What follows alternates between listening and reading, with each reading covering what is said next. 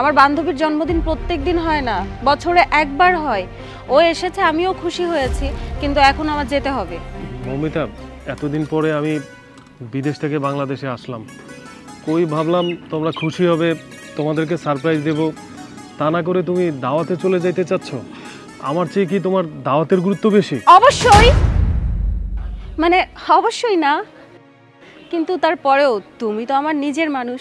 আমার বান্ধবী তো বান্ধবী, মানে ও তো আমার অতটাও কাছের না। আমি যদি না যাই তাহলে তো ও মাইন্ড করবে, কিন্তু তুমি তো আর আমার উপর মাইন্ড করে থাকতে পারবে না, কজ তুমি আমার হাজবেন্ড, তাই না? সমস্যা নেই, তুমি যাও, উপরে যাও, রেস্ট নাও, আমি আমার বান্ধবীর বার্থডেতে গিয়ে অ্যাটেন্ড করেই চলে আসবো। বৌমা, আমি বলছিলাম কি, আমার ছেলেটা এতদিন পরে বিদেশ থেকে আসলো, তোমার আজকে না গেলে হয় না? মা, এটা আপনি কেমন কথা বললেন? আমার বান্ধবী, ওর বার্থডেতে আমি যাব না? অবশ্য এটা আপনার কোনো দোষ নেই, আপনার তো আর বান্ধবী না, বান্ধবী তো আমার। আপনি একবার মনে করে দেখুন তো, আমরা যখন যে বিপদে পড়ি, যখনই ওকে ডাকি তখনই ও চলে আসে।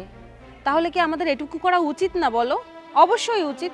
শোনেন আম্মা, আমার যেতেই হবে, আপনি যান, আপনার ছেলে অনেকদিন পরে এসেছে, উপরে গিয়ে কিছু রান্না বান্না করেন, আপনারা সবাই মিলে মজা করেন, খাওয়া দাওয়া করেন, আমি জাস্ট অ্যাটেন্ড করেই চলে আসবো। গেলাম।